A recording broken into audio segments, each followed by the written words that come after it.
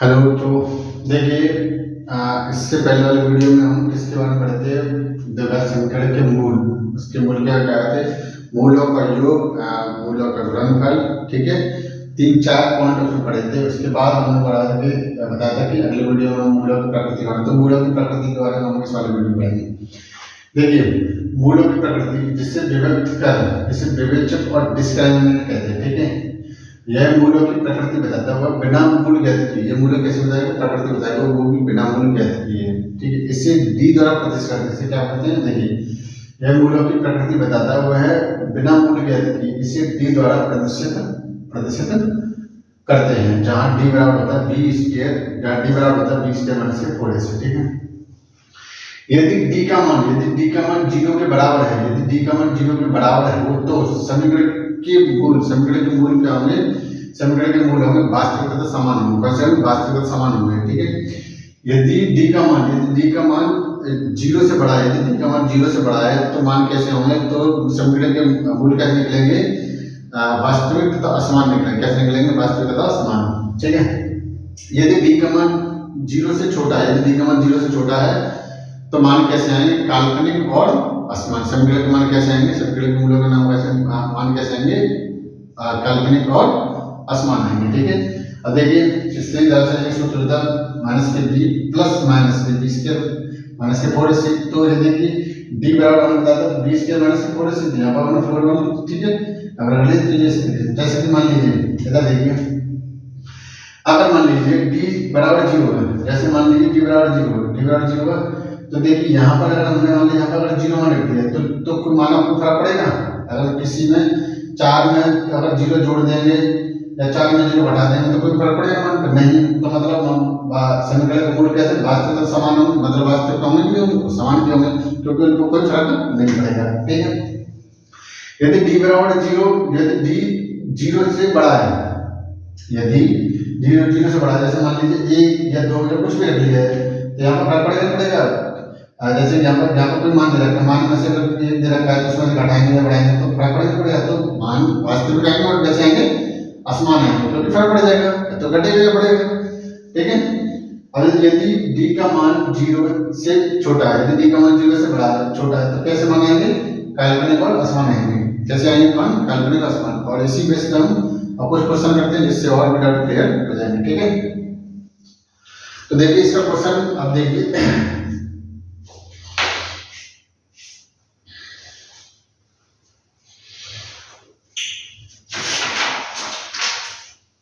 Question देखिए इसके,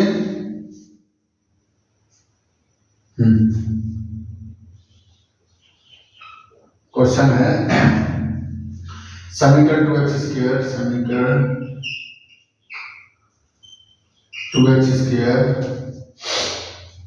minus kx plus k2 बराबर 0 में के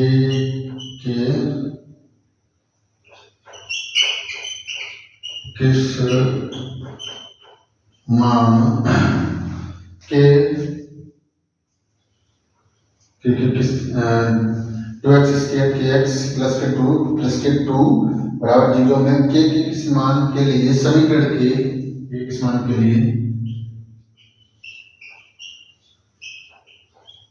समीकरण के मूल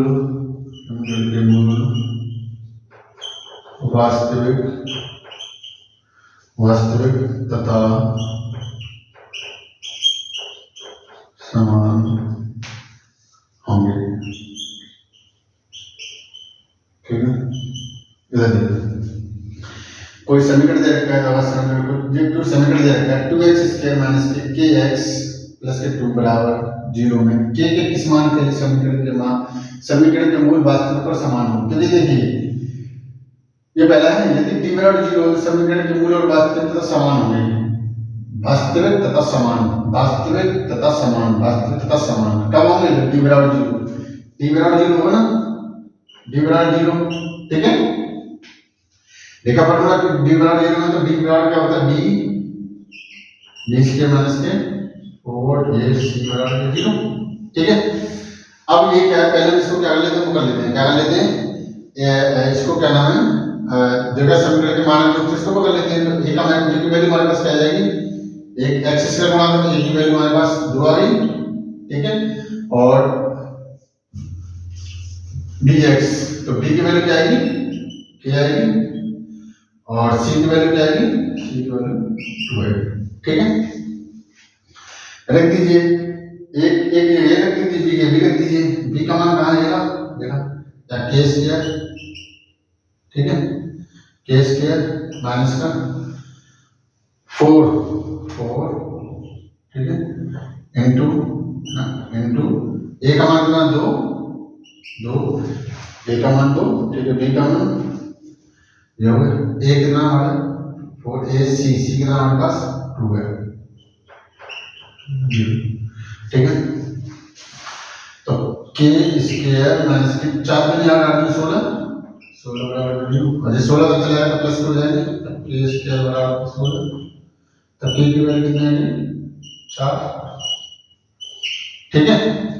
तो k बराबर हमने अगर 4 रख दिया तो k तो हमारे मान कैसे आएंगे, वास्तविक और कैसे आएंगे, समान आएंगे, कैसे आएंगे, वास्तविक समान। दोबारा देख लीजिए, कोई समीकरण दे रखा है 2x square minus kx plus के 2 बराबर 0 में k के किस मान के समीकरण के किस मान के लिए k के किस मान के समीकरण के मूल और वास्तविक तथा समान होंगे, मतलब समीकरण के मूल वास्तविक और समान कब होंगे, ठीक है। तो k का वैल्यू निकलवानी है, ठीक है। तो देखिए अच्छा समान, ये हमने देखा वास्तविक तथा समान, हमने इसमें देखा वास्तविक समान में क्या होता है, d बराबर 0 होना चाहिए, d बराबर 0 को तभी हमारे मान कैसे आएंगे, वास्तविक तथा समान आएंगे। तो d बराबर 0 तो हमने d बराबर 0 कर दिया, d का d किसके बराबर है, b स्क्वायर माइनस से 4ac, तो d की जगह हम b स्क्वायर माइनस से 4ac बराबर 0, ठीक है। ये जो वैल्यू आई ये किसकी, ये किससे आई है, ये मानक रूप होता है a x स्क्वायर प्लस के b x प्लस के c बराबर 0, ठीक है, ये वाला है ना। तो देखिए x स्क्वायर गुणा a, यहाँ पर इससे इसका इससे हमने कंपेयर की तुलना की तभी तो आया, यहाँ पे x स्क्वायर गुणा ये बता a की वैल्यू x स्क्वायर गुणा 2 तो a की वैल्यू 2, b क्या का मान है x गुणा के, यहाँ पे x गुणा क्या है k, तो b क्या है माइनस क्या हुई, हाँ जो माइनस का सॉरी, ठीक है।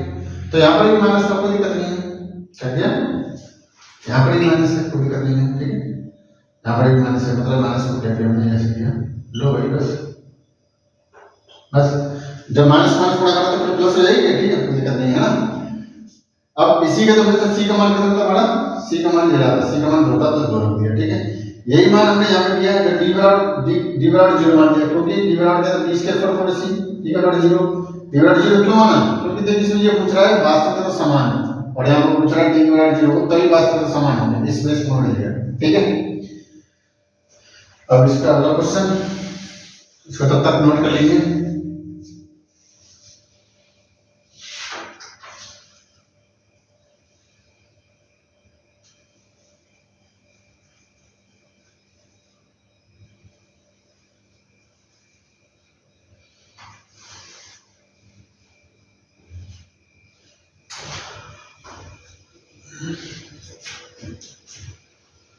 साफ इसको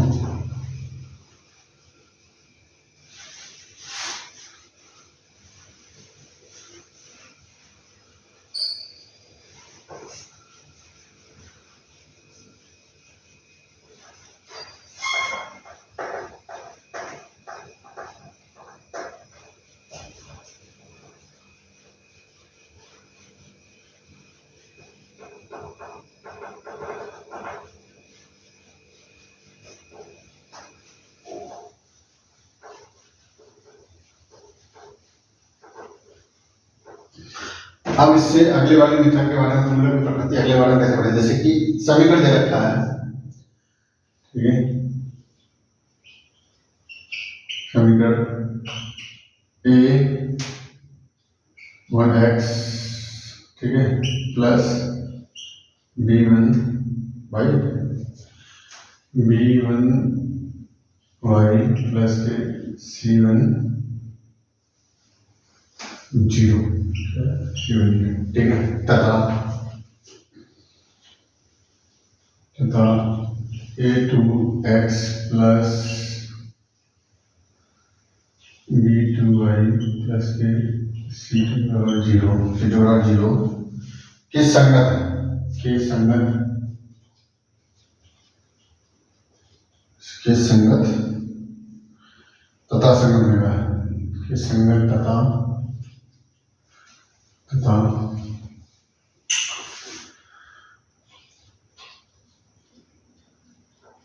असंगत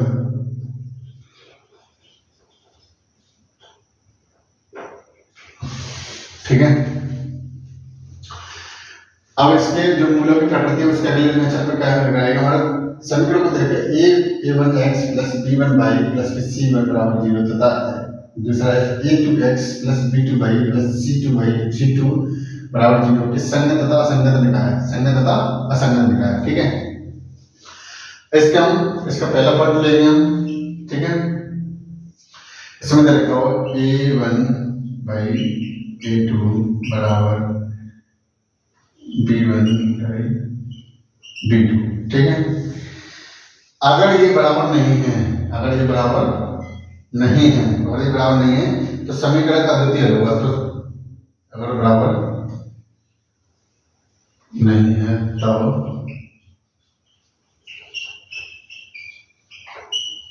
समीकरण का अद्वितीय हल होगा, क्या होगा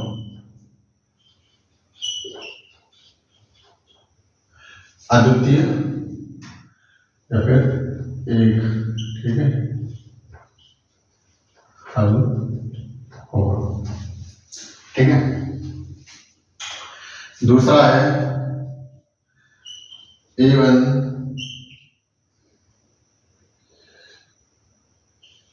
a2 बराबर b1 b2 बराबर c1 c2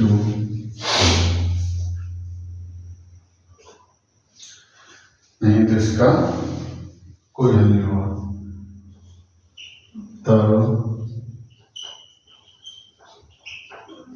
समीकरण का कोई हल नहीं होगा ठीक है। तीसरा a1 a2 बराबर b1 b2 बराबर c1 c2 तब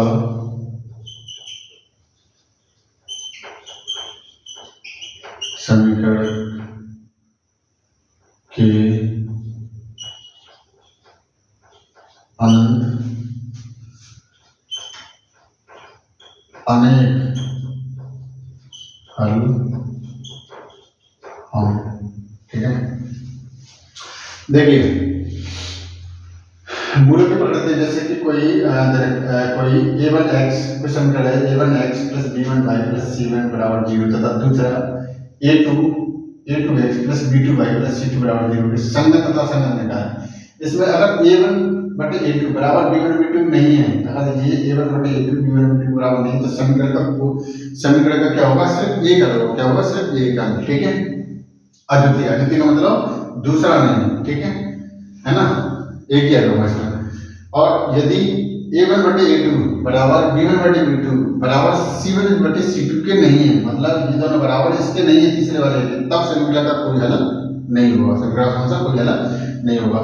तीसरा दिया a1 बटे इसमें दिया a1 बटे a2 बराबर b1 बटे b2 बराबर c1 बटे c2। अगर ये तीनों बराबर है, अगर ये कोलिनियर है मतलब बराबर है ना तीनों, तो समीकरण कितने होंगे अनंत हल होंगे, कितने होंगे अनंत हल होंगे ठीक है। अब इस हम क्वेश्चन करते हैं ठीक है। तो इसको ठीक है चलो क्वेश्चन कर लेते हैं।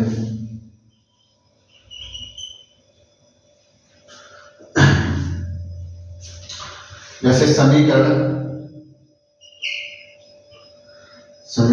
3x प्लस 3y माइनस के 5 बराबर 0 तथा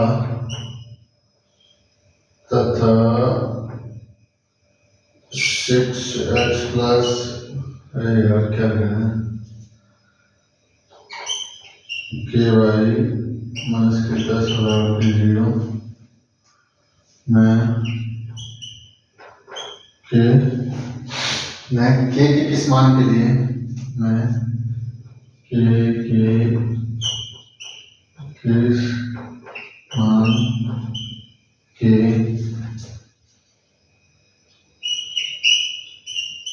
किस मान के लिए के किस मान के लिए समीकरण करने वाला हूँ समीकरण मान के लिए के किस मान के लिए समीकरण के अनंत हल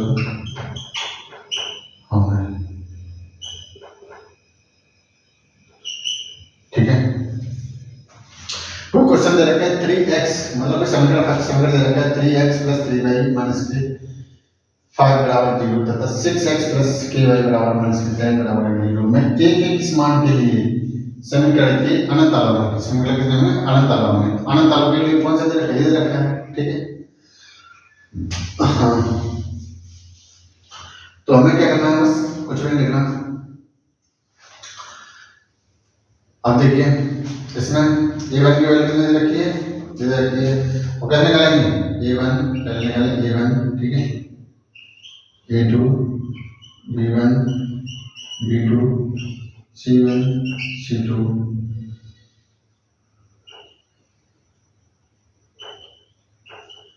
a1 की वैल्यू कितनी है 3, ठीक है, a2 की वैल्यू कितनी है 6,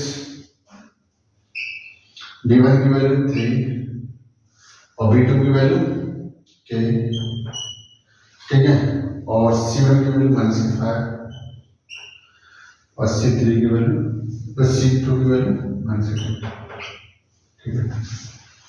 ये कैसी है, जब उससे हम कंपेयर करेंगे इस वाले से इसको कंपेयर करेंगे तो देखिए x का देखिए x है ना, तो a1 x x x का गुणा a1 है ना, तो इसका ये वाला आ गया, ठीक है, a1 का ऐसे a2 का ऐसे ये आ गया, ठीक है। इससे हम कंपेयर करेंगे तो डायरेक्ट ये बना है, ठीक। अब इसका देखिए अब इसमें दे रखा है इसका अनंत का मतलब क्या होता है a1 a1/a2 बराबर b1 b2 बराबर c1/c2, ठीक है हाँ।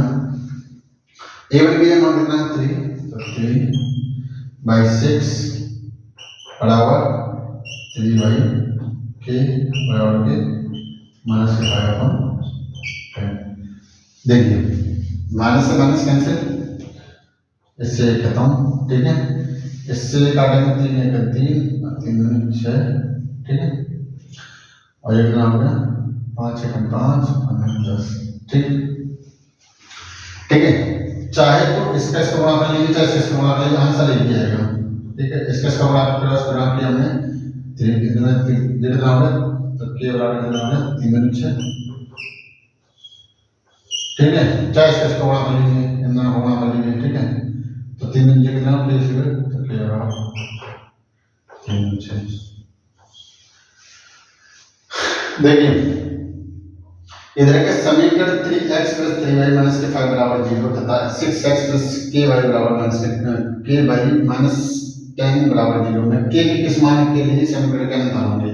तो हमें पता है कि समीकरण में अनंत कब होंगे जब a1/a2 बराबर b1/b2 बराबर c1/c2 का मान क्या होगा बराबर होगा, तो हमारे कितना होगा अनंत होंगे, ठीक है। तो a1 की वैल्यू हमने किससे निकाली, इससे निकाल ली, ठीक है, a1 a2 की b1 b2 का मान निकाल के इसको हमने रख दिया, ठीक है। यहाँ पर चाहे इसका इसको कर लीजिए, इन दोनों को कर लीजिए या इन दोनों कर लीजिए, मान हमेशा एक ही आएगा, इसका आंसर होगा। आज का वीडियो इतना ही, अब मिलते हैं नेक्स्ट वीडियो में, ठीक है।